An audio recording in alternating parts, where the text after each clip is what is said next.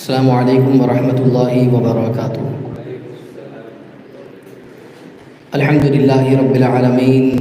والعاقبۃ للمتقین والصلاة والسلام علی سید الانبیاء والمرسلین، اما بعد فاعوذ باللہ من الشیطان الرجیم، بسم اللہ الرحمن الرحیم۔ من جاء بالحسنۃ فلہ خیر منها وهم من فزع یومئذ آمنون، صدق اللہ العظیم۔ پڑھیں الصلاۃ والسلام علیک یا رسول اللہ، الصلاۃ والسلام علیک یا حبیب اللہ، الصلاۃ والسلام علیک یا نبی اللہ، الصلاۃ والسلام علیک یا نور اللہ، صلی اللہ تعالی علیہ وسلم۔ میں نے جس آیہ کریمہ کی تلاوت کا شرف حاصل کیا، اللہ جل شانہ اس کے متعلق مجھے حق کہنے اور آپ سب کو حق سننے اور ہم تمام کو اس پر عمل کرنے کی توفیق عطا فرمائے۔ میرے پیارے آقا صلی اللہ تعالی علیہ وسلم کے پیارے دیوانوں، یہ دنیا کی مختصر سی زندگی اور یہ دنیا بھی ایک دن ختم ہو جائے گی، فنا ہو جائے گی، اور ہر آدمی قیامت کے دن اس میدان میں جمع ہوگا جہاں پر تمام کے تمام چیزوں کا حساب اسے رب کی بارگاہ میں پیش کرنا ہے۔ آدمی جب مصیبت میں ہوتا ہے تو اس سے بچنے اور بھاگنے کی کوشش کرتا ہے کہ اس مصیبت سے مجھے چھٹکارا مل جائے پناہ مل جائے، میں کسی نہ کسی طریقے سے اس مصیبت سے چھٹکارا حاصل کر لوں اور میں مصیبت سے آزاد ہو جاؤں۔ اور اگر اسے کہیں پناہ مل جائے تو پھر وہ اپنی خیر سمجھتا ہے، اپنی بھلائی سمجھتا ہے کہ میں جس مصیبت میں گرفتار تھا، میں جس مصیبت کے اندر گرفتار تھا، آج اس مصیبت سے میں آزاد ہو چکا ہوں اور میں یہاں سے راحت کے ساتھ نکل آیا ہوں، اور وہ انسان خوش ہو جاتا ہے۔ دنیا کی زندگیاں اور جو اس کی مصیبتیں جو ہمارے سامنے ہوا کرتی ہیں، ہم ان مصیبتوں کو دیکھیں، اور کبھی کبھار ان مصیبتوں کی وجہ سے انسان کتنا پریشان ہوتا ہے، کس قدر تکلیف میں گرفتار ہوتا ہے۔ لیکن میں آج آپ کو بتانے جا رہا ہوں کہ قیامت کی وہ ہولناکیاں، قیامت کے حوالے سے کہ وہ قیامت کا دن، وہ حساب اور کتاب کا دن بڑی گھبراہٹ کا دن ہوگا، اور قیامت کا دن اتنا ہولناک ہوگا، قیامت کا دن اس قدر اللہ اکبر، جس کے بارے میں کہ جو قیامت کی سرزمین جو ہوگی، قیامت کے حوالے سے حضور صدر الشریعہ علیہ رحمت و رضوان خود فرماتے ہیں کہ یہ میدان جو قیامت کا ہوگا یہ ملک شام کی سرزمین پر قائم ہوگا، اور زمین کے حوالے سے فرماتے ہیں کہ زمین ایسی ہموار ہوگی کہ اس کے ایک کنارے پر اگر رائی کا دانہ رکھا جائے تو دوسرے کنارے پر نظر آ جائے، یعنی بالکل ایسی ہموار زمین ہوگی۔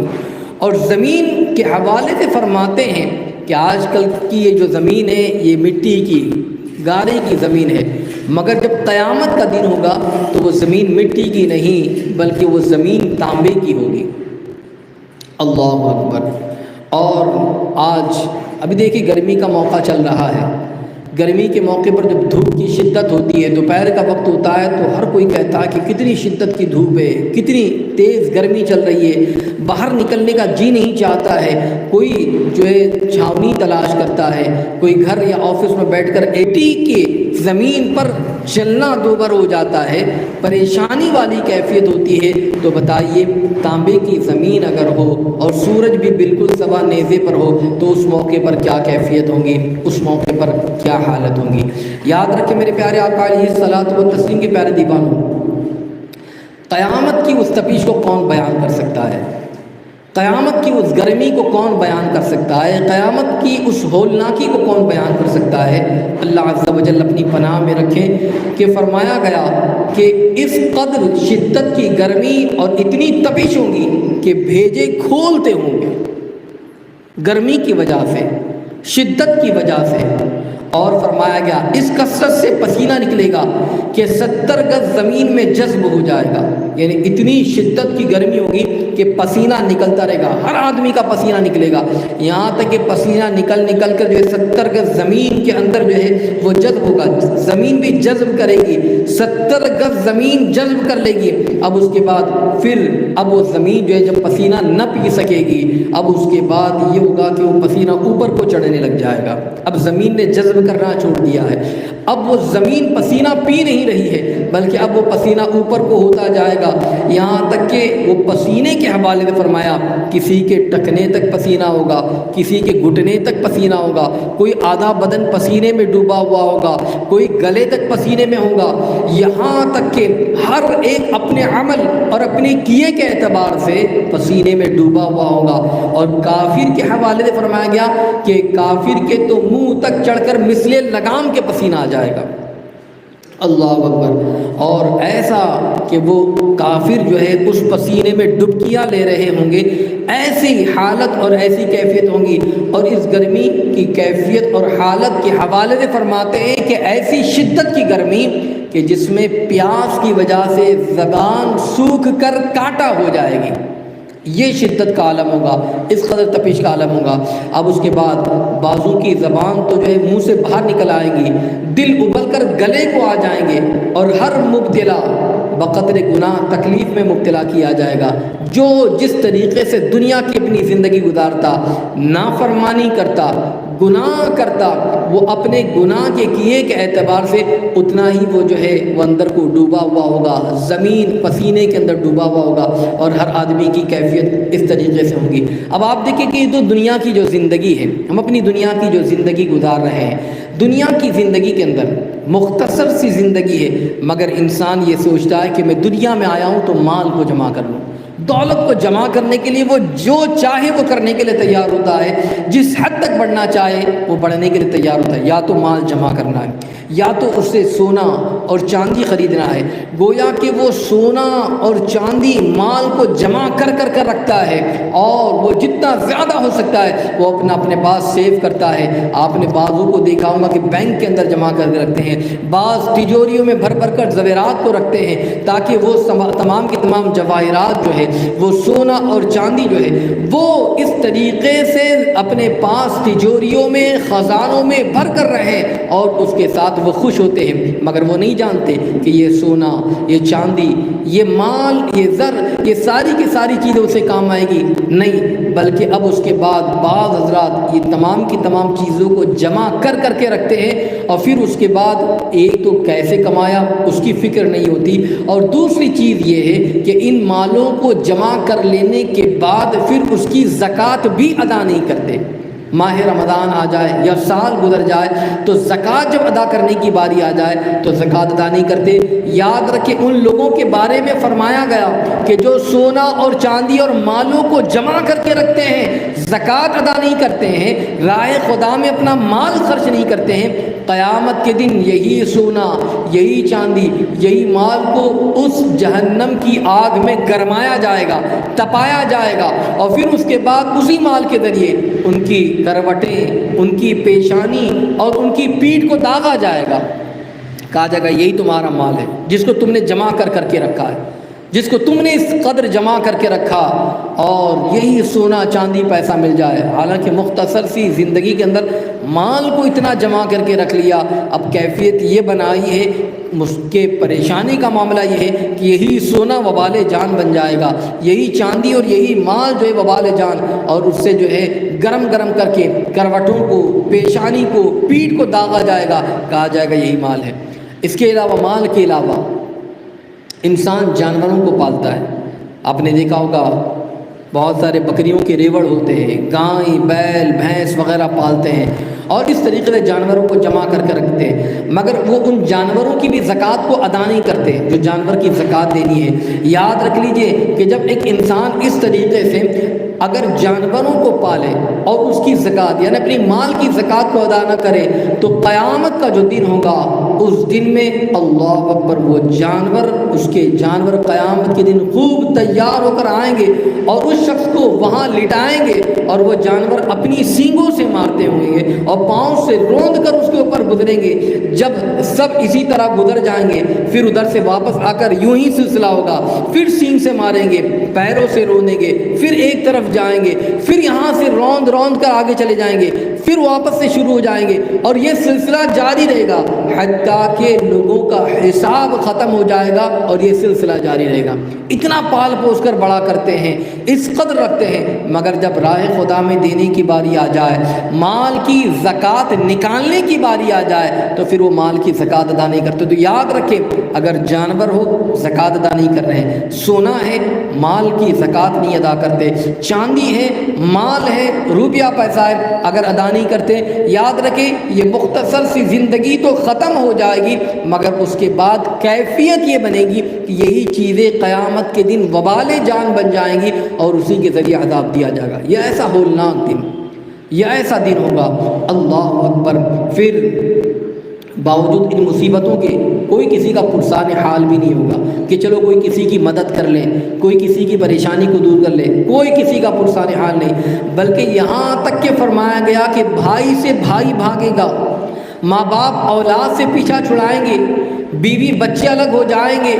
نہ بیوی شوہر کے کام آئے گی, نہ شوہر بیوی کے, نہ باپ بیٹے کے, نہ ماں بیٹی کے, نہ بھائی بھائی کے, کوئی کسی کے ساتھ نہیں, بلکہ ہر کوئی پیچھا چھڑانے کی کوشش کرے گا. ہر ایک اپنی مصیبت میں گرفتار ہوگا, کون کس کا مددگار ہوگا. اللہ اکبر. ہر کوئی پریشانی میں ہوگا. یہاں تک کہ اللہ تبارک و تعالی حضرت آدم علی نبینا علیہ الصلوۃ والتسلیم کو سے فرمائے گا کہ آدم دوزخیوں کی جماعت الگ کرو. قیامت کے دن پھر فرمایا جائے گا اے آدم دوزخیوں کی جماعت کو الگ کرو. تو حضرت آدم علیہ نبی علیہ السلام رب کی بارگاہ میں عرض کریں گے اے میرے پروردگار کتنے میں سے کتنا الگ کروں. تو پھر فرمایا جائے گا کہ ہر 1000 سے 999 الگ کرو. اللہ اکبر. ہر 1000 کے ایک ٹکڑے سے 999 کو الگ کر دیا جائے گا. اس طریقے سے دوزخیوں کو الگ کیا جائے گا. سوچے کہ کیسا بھیانک دن ہوگا, کوئی کسی کا ساتھ نہیں دے گا, پریشانی والی کیفیت ہوں گی. اور اس دن کے حوالے سے اور اس کی ہولناکیوں کے حوالے سے پھر فرمایا جا رہا ہے کہ وہ وقت ہوگا جب بچے مارے غم کے بوڑھے ہو جائیں گے, حمل والی کا حمل ساقط ہو جائے گا, لوگ ایسے دکھائی دیں گے جیسے کہ لوگ نشے میں ہیں, حالانکہ اس وقت میں کوئی نشہ نہیں ہوگا, مگر لوگ اس طریقے سے دکھائی دیں گے کہ گویا کہ لوگ نشے میں ہیں. غرض کہ اللہ تبارک و تعالیٰ کا عذاب بہت ہی زیادہ سخت ہے. اور غرض کس کس مصیبت کا تذکرہ کیا جائے, قیامت کے کس کس ہولناکی کو بیان کیا جائے, کوئی ایک چیز ہو, 2-3 باتیں ہوں, 10-20 باتیں ہوں تو اس کو بیان کیا جائے, وہاں تو اس طریقے کی مصیبت کا معاملہ ہوگا, پریشانی کا معاملہ ہوگا کہ کوئی کسی کو بیان نہیں کر سکتا. اور یہ ساری کے ساری جو تکلیفیں ہیں ایسا نہیں کہ چلو تھوڑی وقت میں گزر جائے گی, 2-4-6 گھنٹے کی بات ہے, صبح سے شام ہم جس طریقے سے سمجھتے ہیں 4-6-8 گھنٹے نکل جائیں گے, نہیں, بلکہ قیامت کے دن کے حوالے سے فرمایا گیا کہ قیامت کا جو دن ہوگا وہ ایک دن 50,000 سال کا وہ دن ہوگا, 50,000 سال کا وہ دن ہوگا. اور قریب آدھے دن یعنی 50,000 سال کے اعتبار سے آپ سوچیں کہ وہ آدھا دن اسی عالم میں گزر جائے گا, اور ابھی اہل محشر اسی حالت میں ہوں گے اور آپس میں مشورہ کریں گے کہ چلو اب کوئی سفارشی کو ڈھونڈے, کوئی بخشش کے حوالے سے چلو آگے بڑھتے ہیں, چلتے ہیں, تاکہ کوئی ہمیں اس مصیبت سے نجات دلائے, اس مصیبت سے چھٹکارا دلائے, آزادی ہم حاصل کرے, اس پریشانی سے چھٹکارا حاصل کرے. آدھے دن اس طریقے سے پریشانی کے عالم میں رہ کر اب اس کے بعد وہ کسی کو اس طریقے سے ڈھونڈیں گے کہ چلو کوئی ہمیں اس مصیبت سے نکالے, کوئی ہمیں اس پریشانی سے نکالے. یاد رکھ لیجئے قیامت کا ایسا دن کہ جس میں سورج اتنا نیچے ہو, مگر ایسے موقع پر اگر ہم چاہتے ہیں کہ اللہ تعالیٰ ایسے پریشانی والے ماحول میں بھی عرش کا سایہ عطا فرمائے, اور کچھ لوگ ایسے ہوں گے ایسی پریشانی کے ماحول میں بھی کچھ ایسے اللہ کے نیک بندے ہوں گے جو پریشان نہیں ہوں گے, اللہ تعالیٰ ان کو عرش کا سایہ عطا فرمائے گا. اور قرآن مقدس میں اللہ تعالیٰ نے ان لوگوں کے حوالے سے فرمایا من جاء بالحسنۃ فلہ خیر منها وهم من فزع یومئذ آمنون. فرمایا گیا کہ جو نیکی لائے اس کے لیے اس سے بہتر صلہ ہے اور ان کو اس دن کی گھبراہٹ سے امان ہے. نیکی کرنے والوں کو ان کے عمل کی جو جزا دی جائے گی,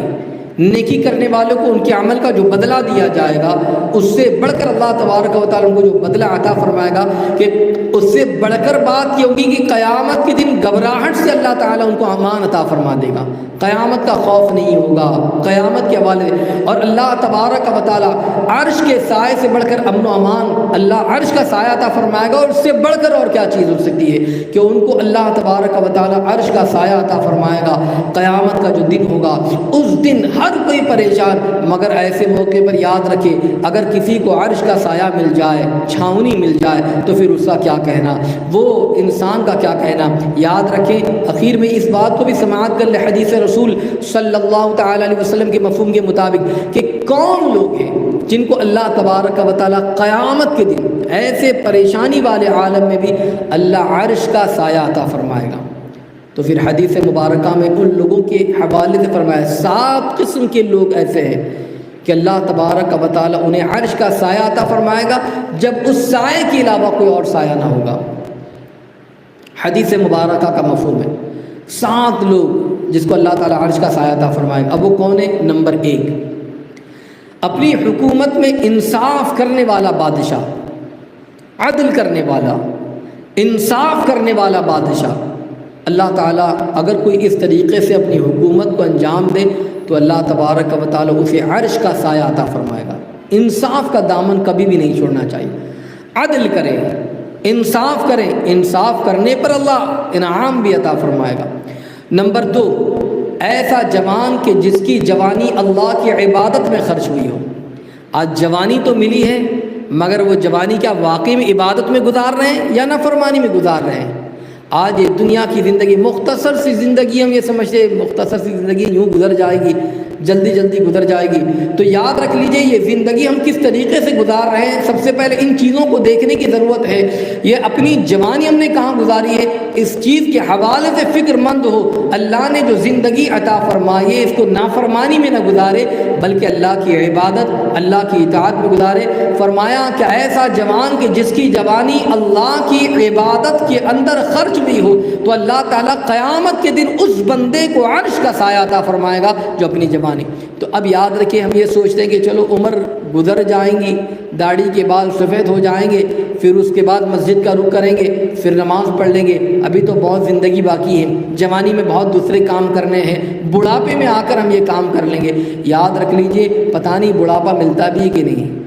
انسان کب دنیا سے رخصت ہوا ہے اس کا اندازہ بھی نہیں ہے۔ اب جوانی جو اللہ نے عطا فرمائی ہے وہ جوانی اللہ کی عبادت میں خرچ کریں، اس کی بندگی کریں، اس کو راضی کرنے والے کام کریں، عبادت و بندگی کرتے رہیں۔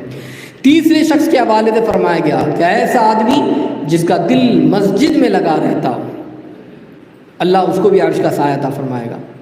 دل مسجد کی طرف لگا رہتا ہے۔ یہاں کیفیت تو یہ ہوتی ہے کہ اگر کوئی جمعہ کے دن ہفتے میں 1 مرتبہ آتا ہے تو وہ آنے کی کیفیت بھی ہوتی ہے کہ جب امام صاحب ممبر پر جا رہے ہیں یا جماعت کھڑی ہونے والی ہے تو اس موقع پر مسجد میں آنا ہے، اور سلام کیا پھیرے کہ دعا تک بھی رکنا نہیں ہے، بھائی جلدی سے مسجد میں نکلنا ہے اور پھر اس کے بعد دوسرے ہفتے دکھنا ہے۔ یہ کیفیت اللہ ماشاء اللہ آج ہو چکی ہے۔ آج ہماری کیفیت کیا چل رہی ہے، آج حالات کیسے آ گئے، دل مسجد کی طرف لگا نہیں رہتا، دل مسجد کی طرف مائل نہیں ہوتا۔ لوگ باہر کھڑے ہو کر، حیرت کی بات ہے کبھی کبھی دیکھتا ہوں کہ ہوٹلوں کے پاس کھڑے ہو کر آدھا گھنٹہ 1 گھنٹہ گپ شپ کر سکتے ہیں، مگر مسجد کے اندر اگر آ کر تھوڑی دیر اگر بیٹھنا ہو 15-20 منٹ تو اونگ آنے لگ جاتی ہے، اور ہم جو ہے اس طرف بے چین ہو جاتے ہیں کہ چلو جلدی سے جلدی مسجد کی طرف نکلے۔ کتنی حیرت کی بات ہے، کتنی تعجب کی بات ہے۔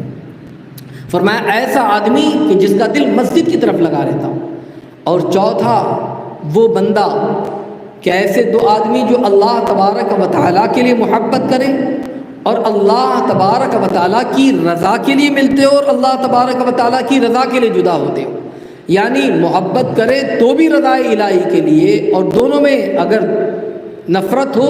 تو بھی اللہ تبارک و تعالیٰ کی رضا کے لیے۔ اگر ایسی کیفیت ہے تو اللہ تبارک و تعالیٰ ایسے بندے کو اللہ قیامت کے دن عرش کا سایہ عطا فرمائے گا۔ آج چھوٹی چھوٹی باتوں کو لے کر، اپنی ذاتی مفاد کو لے کر بھائی سے دور ہے، رشتہ داریاں ٹوٹی جا رہی ہے، دوستیاں ٹوٹ جاتی ہیں، کیفیت یہ بن جاتی ہے کہ بھائی آج کون کس کا ہوگا۔ چھوٹی چھوٹی باتوں کو لے کر بڑے بڑے ایشوز بنائے جاتے ہیں، گھر کا گھر ٹوٹ جاتا ہے،